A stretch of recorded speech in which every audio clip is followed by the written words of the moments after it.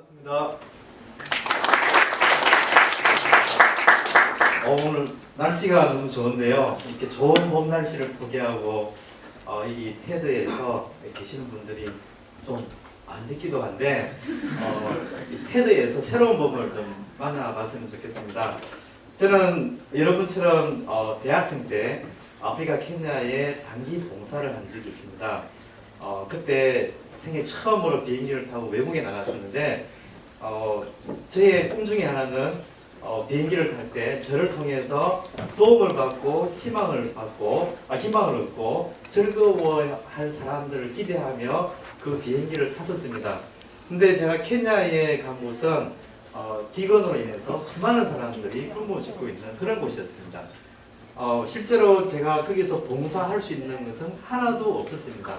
그분들이 저에게 요구하는 봉사는 단 한 가지, 먹을 것을 달라는 요구였습니다.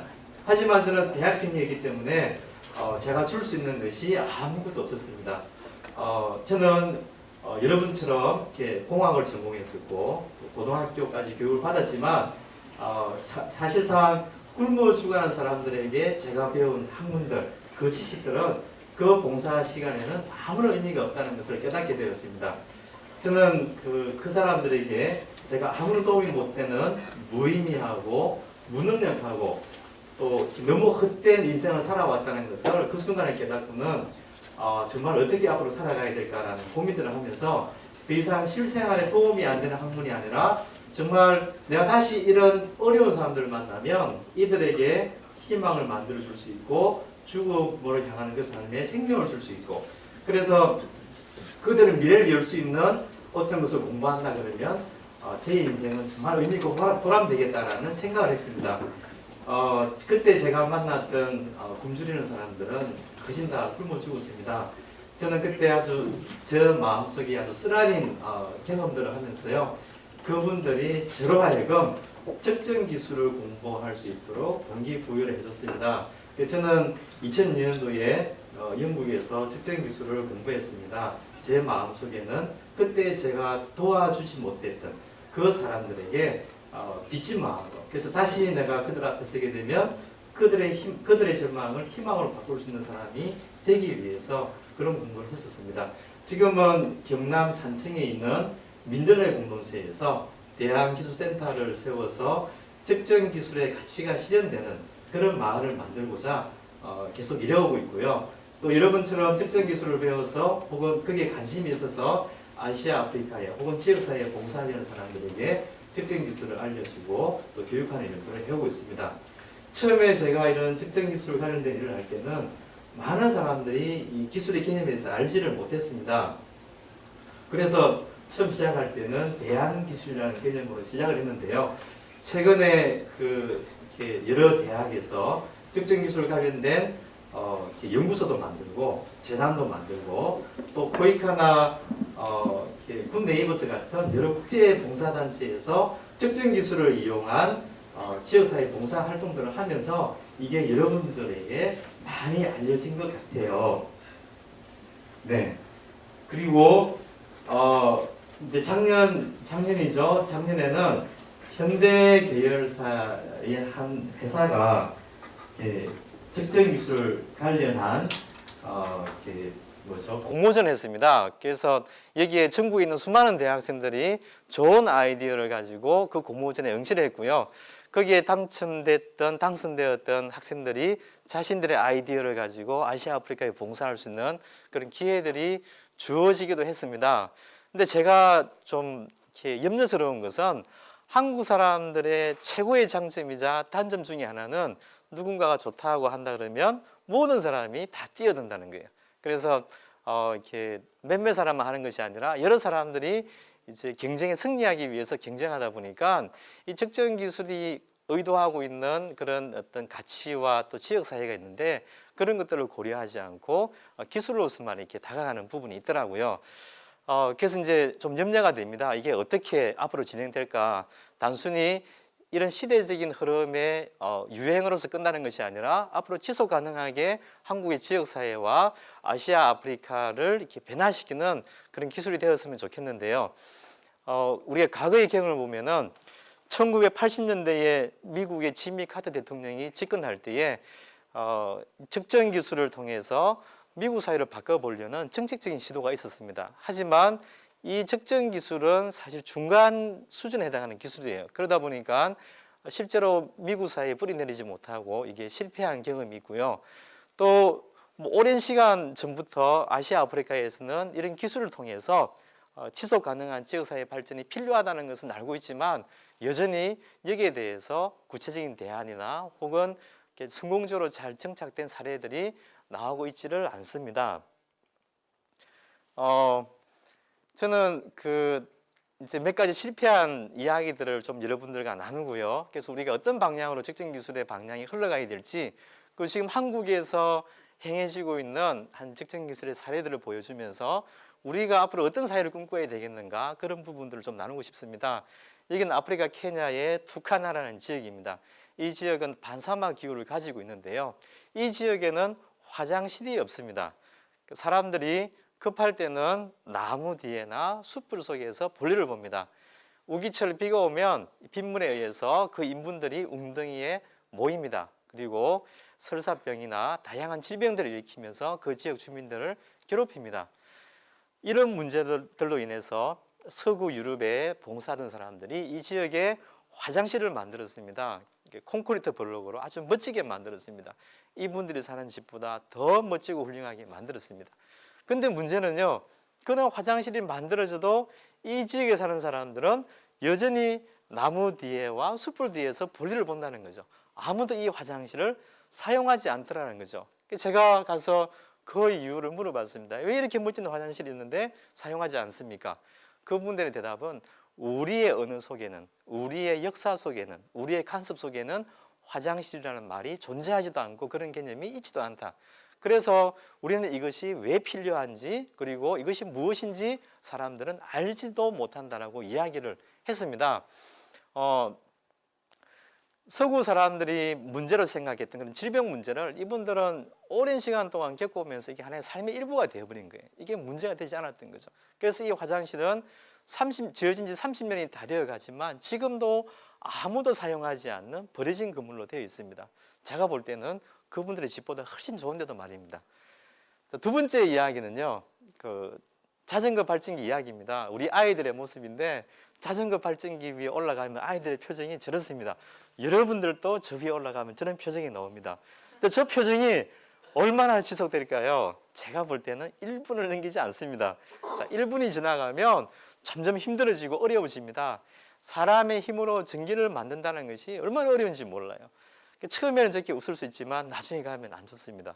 저는 이 자전거 발전기가 발전을 하면서 운동도 할 수 있고 또 에너지를 만들 수 있기 때문에 굉장히 좋은 것이라고 생각하고 이 자전거 발전기를 캄보디아의 따케오 지역에 보급을 했습니다. 그 지역 주민들은 전기가 없습니다. 전기를 이렇게 쓰기 위해서는 배터리를 충전하고 이렇게 제법 많은 돈을 지출해야 전기를 사용할 수가 있습니다. 근데 제 생각에는 이게 들어가면 정말 좋을 거라고 생각하고 보급을 했는데 막상 그 지역의 주민들은 우리 아이들처럼 일주일은 저렇게 웃으면서 돌렸는데요.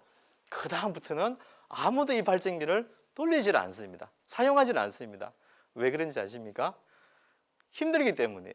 왜 힘드냐면 그 지역의 날씨는 가만히 있어도 덥고 땀이 나는데 이런 자전거 발전기까지 돌려서 전기를 만들려고 하니까 너무너무 힘들었던 거죠. 그래서 사람들이 더 이상 이 자전거 발전기를 쓰지를 않습니다. 근데 굉장히 좋은 기술이거든요. 제가 이 자전거 발전기를 가져가면서 얼마나 고생했는지 모릅니다. 이 발전기 뒷부분에 있는 발전기 이 부분만 무게가 40kg가 넘게 나와요. 그래서 제가 비행기로 이렇게 트렁크로 붙여 보내지 못하고 배낭을 메고 이렇게 비행기에 가져갔었습니다. 근데 여기에는 아주 강력한 네오디듐 자석이 붙어 있어요. 이게 보안 검색대가 철로 이루어져 있는데 그게 딱 붙어서 움직이질 않는 거예요. 그래서 보안 검색하는 여러 요원들하고 아주 힘들게 떼냈던 적이 있습니다. 그리고 또 비행기를 타면 스튜디오에서 눈치가 보여가지고 굉장히 무거움에도 불구하고 아주 이렇게 힘을 주고 이게 무거운 것이 아니라는 그런 이렇게 흉내를 내면서 가져갔었는데 아직까지 방치되고 있습니다. 자, 여러분 무엇이 문제였을까요? 제가 볼 때 이런 측정 기술이나 또 아시아 아프리카 지역 사회를 도와주겠다고 개발되는 기술들이 그 지역 주민들이 문제의식을 가지고 그 지역 주민들에 의해서 개발된 것이라기보다는 이런 문제의식을 외부에 있는 사람들이 가지고 외부 사람들이 기술을 개발해서 공수해주는, 그냥 갖다 주는 형태이기 때문에 이 지역 주민들은 그들의 문화와 그들의 생활 속에 이런 개념들이 없었기 때문에 사용이 되지 않는 거예요. 그러니까 지역의 공동체가 이 기술의 개발과 동기에 있어서 철저하게 소외되었던 거죠. 이런 지역 공동체를, 지역을 기반으로 하지 않는 이 측정 기술들은 아무리 좋은 아이디어일지라도 이렇게 될 가능성이 많다는 것입니다. 저는 우리나라에서 지역 공동체를 기반으로 이런 측정 기술이 실현되고 있는 민들레 공동체를 소개해 드리려고 합니다. 이 공동체에는 주로 재생에너지 중심의 측정 기술이 활용되고 있고요. 또 그런 주택들이 지어지고 있습니다. 해가 좋은 날에는 가스레인지나 전기를 이용해서 밥을 하는 것이 아니라 여기 있는 태양열 조리기를 통해서 밥을 합니다. 그리고 많지는 않지만 바람이 불면 풍력 발전기를 통해서 전기를 얻고요. 버려지는 동물성 지방을 녹여서 바이오디젤을 만들어서 자동차 연료와 농기계 연료를 사용합니다. 그리고 바이오매스를 이용해서 에너지도 얻고 또 거기서 나오는 유기물의 퇴비로 가지고 어떻게 유기농업과 결합해서 지속 가능한 농법들을 만들어낼 수 있을까, 그런 고민들을 해오고 있는데 제가 몇 가지 사례들을 소개해 드리겠습니다. 이거는 태양열 박스 조리기입니다. 이 하나가 많게는 50명의 밥을 할 수가 있습니다. 저희 지역의 주민들이 전체가 100명이 되지를 않습니다. 그러니까 이 두 개만 있으면 우리 지역 주민의 모든 밥을 할 수 있게 되는 거죠. 햇빛이 있으면 이렇게 햇빛으로 밥을 하는데 온도가 200도를 넘기지 않습니다. 그럼 제가 물어볼게요. 가스레인지 밥이 맛있을까요? 가마솥 밥이 맛있을까요? 가마솥 밥이 맛있죠? 왜 가마솥 밥이 맛있습니까? 뜨거웠어요? 왜 가마솥 밥이 맛있을까요? 자, 그 이유는 가스레인지는 온도를 재보면 1300도 가까운 온도가 나와요. 근데 이런 가마솥은 나무를 가지고 밥을 하기 때문에 온도가 600도 이상을 넘기지를 않습니다. 온도가 절반 이하로 적습니다. 음식을 조리할 때 음식 속에 있는 맛과 향과 영양분의 파괴가 절반 이하로 줄어든다는 이야기예요. 그러다 보니까 가마솥 밥이 가스레인지 밥보다 훨씬 맛있는 거예요.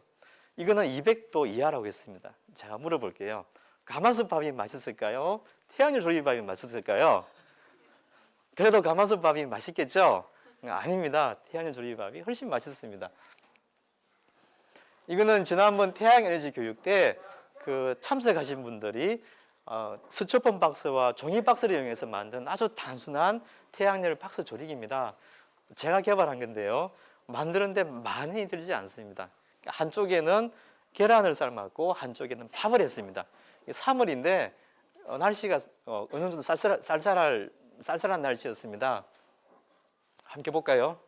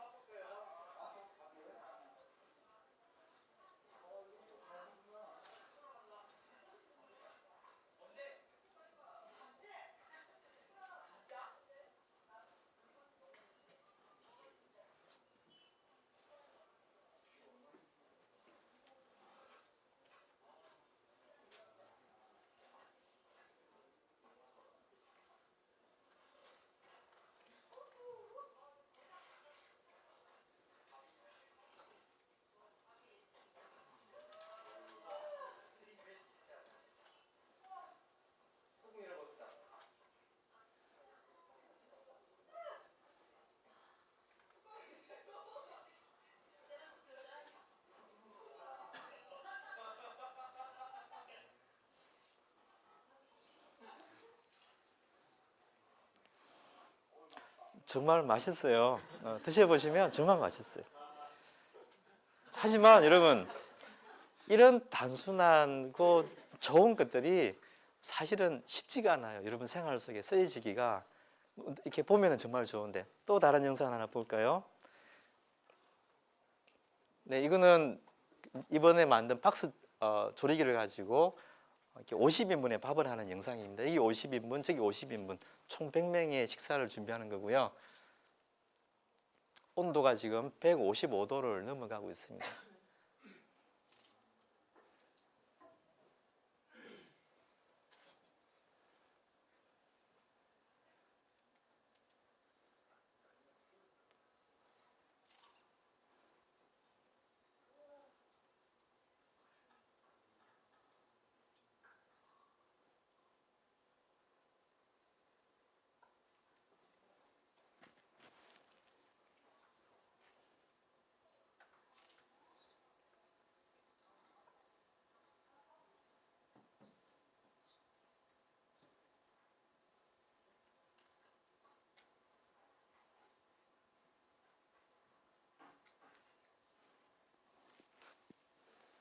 신발이 많죠?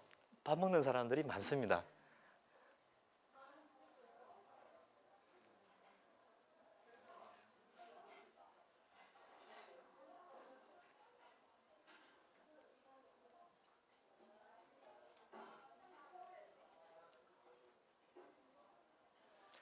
현미밥을 요리했는데요. 여러분, 현미를 조리할 때는 보통 압력밥솥이 필요합니다.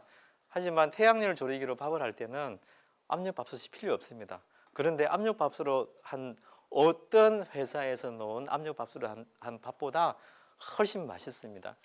자, 이거는요, 그 셋블러 태양열 시스템을 이용해서 생선을 굽는 모습입니다.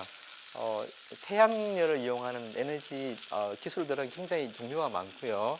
이거는 그 독일의 셰프러시가 개발한 건데 온도가 700도 정도 온도가 만들어지고요. 그리고 1리터의 물을 끓이는데 6분이 걸리지가 않습니다. 그리고 이제 이렇게 생선을 조리할 때는 선글라스와 모자가 필요하고요. 우리 여성들은 선탠크림을 바르시는 게 좋습니다. 자, 이거는 작년에 저희들이 그 재생에너지를 교육하는 대한기술센터에 세미나실을 지었습니다. 이 세미나실은 패시브 솔라 하우스라는 그런 개념이 적용된 주택인데요. 햇볕 에너지를 이용해서 난방에 필요한 에너지를 얻고 햇빛을 통해서 동일하게 냉방을 합니다. 여기 남쪽에는 온실이 붙어 있는데 이 온실에 이렇게 모여진 뜨거운 열이 실내로 이렇게 들어가면서 난방이 되고요.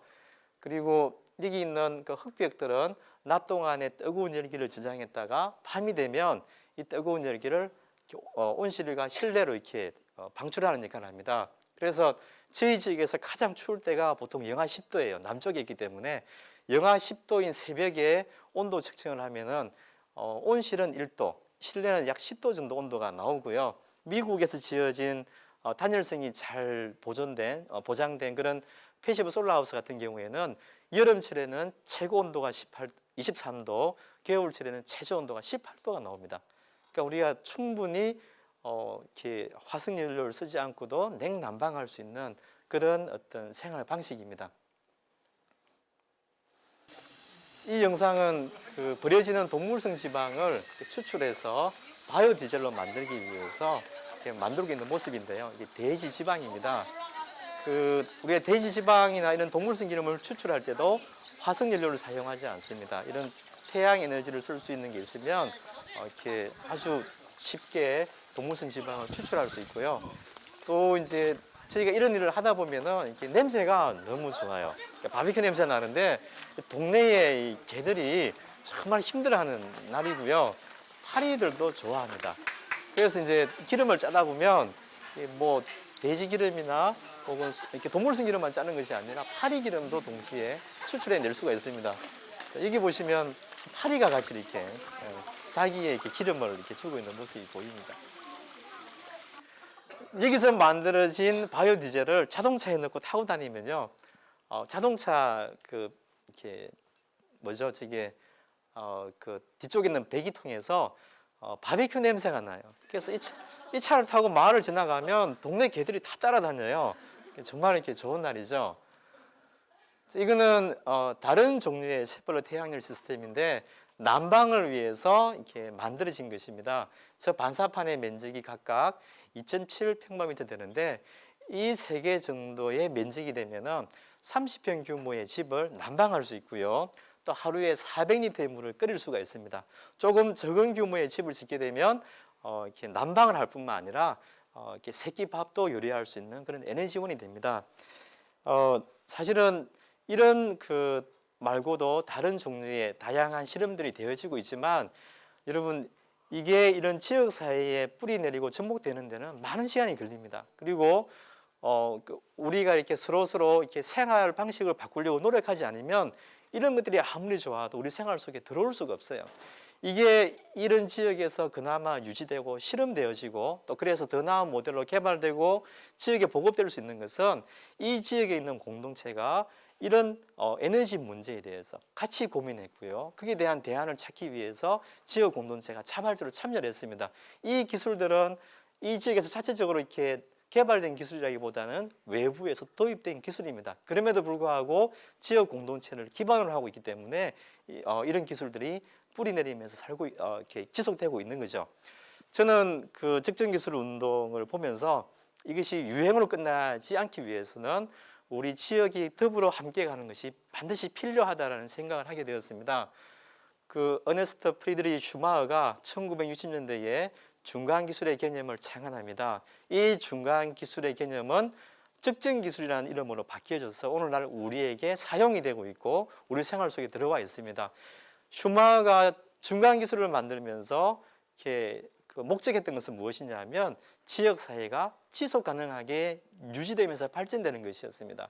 그런데 아시아 아프리카의 지역사회를 보면은 첨단 기술에 의해서 자본의 논리에 의해서 지역사회가 파괴되고 도시화가 진행되면서 도시에는 많은 사람들이 살지만 농촌에는 사람들이 없어지는 그런 결과들을 만들어냈습니다. 지역이 지속가능하게 유지가 안 되는 거죠.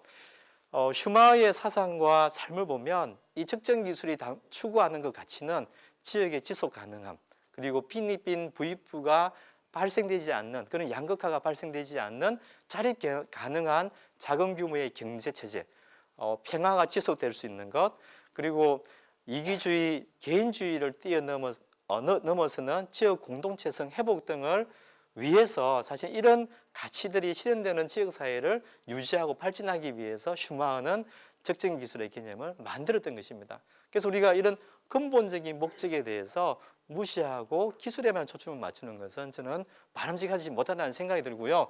더군다나 지역을 배제한 그리고 지역 주민들이 참여할 수 없는 이런 기술의 개발 또한 실패할 가능성이 많다라고 생각합니다. 제가 한 가지 이야기만 더 하고 여러분 이 강연을 마치려고 하는데요. 예전에 제가 태국에 있는 아주 유명한 공동체를 방문한 적이 있습니다. 이 공동체는 적정기술을 이용해서 적정기술의 가치가 실현되는 그런 이상적인 사회를 만들어가고 있었습니다. 태국 내에서도 이 공동체의 규모는 점점 커져가고 있고요. 또 이 태국의 어떤 지역사회 개발의 모델로서 부각이 되고 있고 심지어는 미국이라든지 유럽에서도 공동체는 이렇게 발전되어야 된다라고 생각하고 있습니다. 그래서 이 지역의 지도자 중에 한 분을 미국 뉴욕에서 개최된 지역사회 개발 컨퍼런스에 불렀습니다. 제가 그분을 만났는데요. 그분이 무슨 말을 하냐면 뉴욕은 최첨단으로 개발된 도시고 정말 우리가 상상할 수 없는 태국의 시골 사람들이 상상할 수 없는 높은 빌딩과 멋진 주택들이 있는 곳입니다. 자기가 그런 것들을 보고는 와 정말 멋지구나라고 탄성을 질러야 되는데 그렇지 못했다고 합니다. 왜냐하면요. 밤에 나가면 언제 누구에게 총을 맞을지 모른다는 거예요. 너무너무 두렵다는 거예요. 두 번째는 그 도시에 많은 어려운 사람들, 집 없는 사람들이 노숙하고 자고 있지만 또 구걸하고 있지만 사람들이 거기에 대해서 무관심하더라는 거예요. 만일에 우리가 태국이라는 사회를 좀 더 잘 살기 위해서 미국처럼 잘 살기 위해서 개발했을 때 그 개발의 결과가 저렇게 이기주의와 만연주의가 만연한 사회를 만들어내는 결과라면 차라리 우리는 가난할지언정 개발을 하지 않겠다라고 다짐을 했다고 합니다. 저는 이 측정 기술이 추구하는 이런 아름다운 가치와 그런 사회들이 실현될 수 있는 쪽으로 우리 기술의 방향이 흘러가야 되겠고요. 또 여러분들은 여기서 기술을 공부하면서 우리 시대의 여러 가지 어려운 한계들을 극복하기 위해서 공부하시는 분들입니다. 그래서 저는 우리가 정말 이런 기술이 개발되고 적용되었을 때 어떤 사회가 되어야 될지, 우리가 꿈꾸는 세상은 어떤 것인지 그런 것들을 좀 더 깊이 있게 진지하게 고민하면서 이렇게 공부를 해야 되지 않을까라는 생각을 해봅니다. 감사합니다.